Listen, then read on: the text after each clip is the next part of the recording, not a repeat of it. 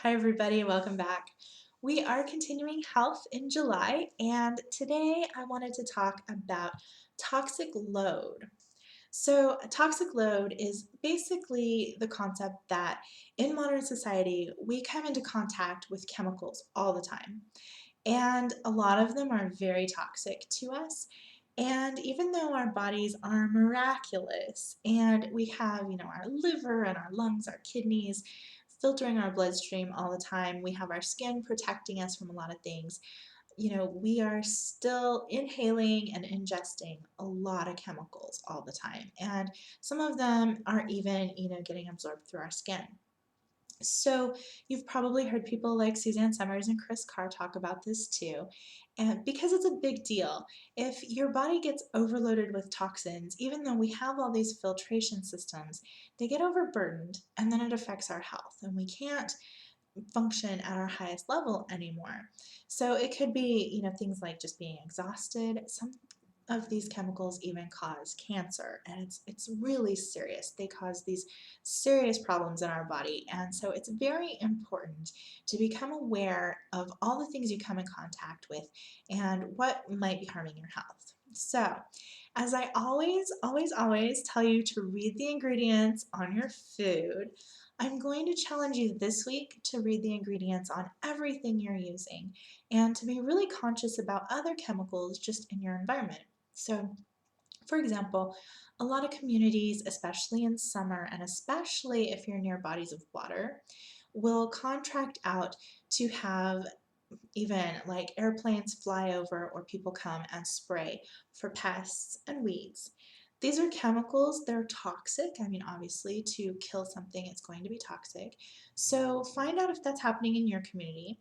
Find out when it's scheduled and notice how you feel around those times when that happens, because it could be a big clue to if you're having any kind of health issues or even just feeling tired once in a while and not really know why. It could be those environmental toxins. Likewise, if you're decorating your home or buying new furniture, a lot of furniture now is made with MDF, which is particle board. It's a lot of glue, and you can smell it. Just like paints and new carpeting, new flooring that maybe is glued down, linoleum, things like that. You have that smell. That's off-gassing. So those chemicals are off-gassing. You're inhaling them and you're absorbing them in your skin. If you get a new bed with a foam mattress, you're literally laying in those chemicals and they're seeping into your body all night long.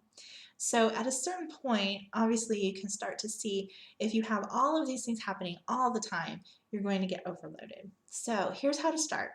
So I'm going to try not to overwhelm you anymore and just start really simply by in the morning, tomorrow morning, as you're taking your shower, read the ingredients on your shampoo and your conditioner, your body wash or soap that you're using, facial cleansers. As you're getting ready, look at the ingredients on your makeup, your cosmetics, your moisturizer, your deodorant, shaving cream, anything that you're using.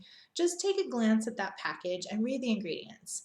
And as you start to do this, and in a couple days, Google some of them and figure out what those chemicals are, where they come from, and how safe they're rated by different groups. I like third-party groups when they actually test things because they tend to be unbiased, but any information is going to help you. So I encourage you to, start to look those things up. My basic theory is if I don't know what it is, I don't want to put it on my body. So I tend to start to find alternatives.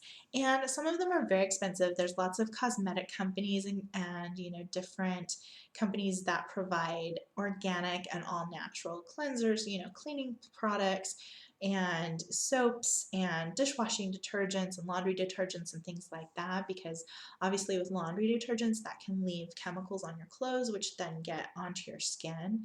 And along those lines, I also want you to be aware of what you're wearing and where you're sitting and things like that.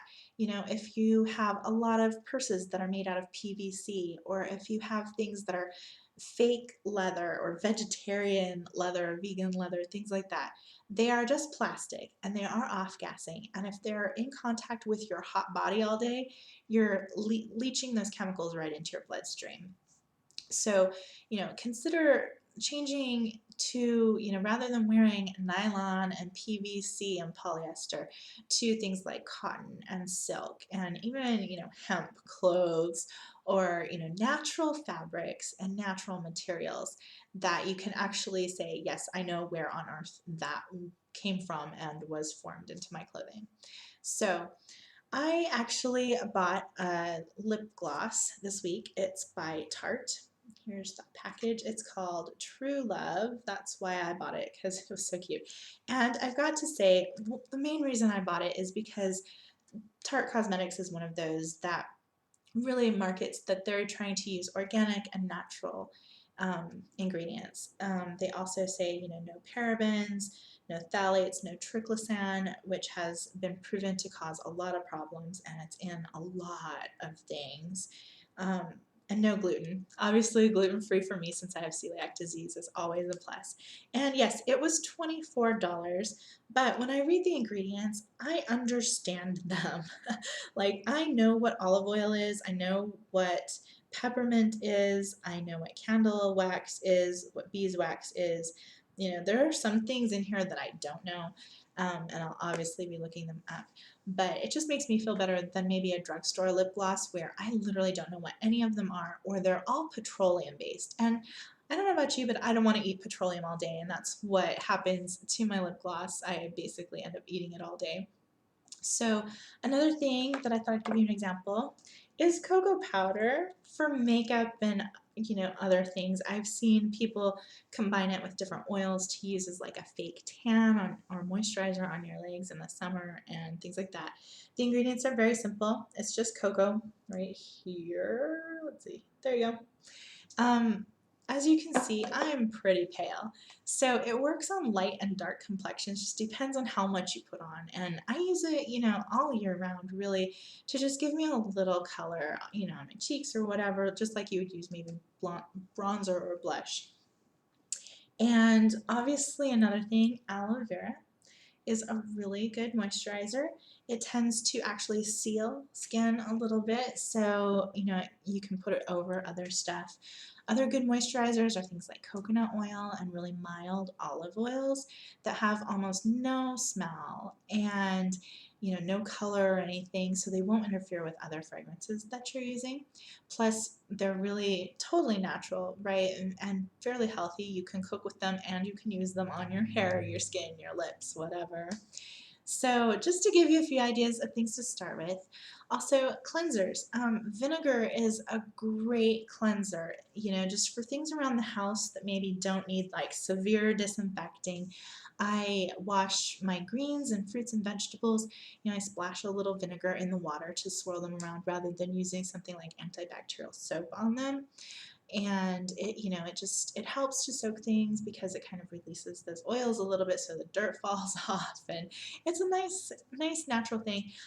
Lemon juice is a good cleanser for different things, and if you have other ideas or want other ideas, please leave comments below. In fact, if you choose to take my challenge, I would love to hear your experience about it. Let me know what kind of things surprised you, what you learned, what you were learning to change in your life, if you have any alternative products that you've started to use, homemade things, that maybe you've decided to change a little bit. I'd love to start that conversation. And as always, you can reach me on social media or email me at colleenbeancoaching@gmail.com. And I would love to hear from you. And if you have any questions or comments, always leave them below. And subscribe to my channel so you get all my free coaching videos. I have a new topic for you every week. And I can't wait to hear from you. We'll talk to you again next week. Bye-bye.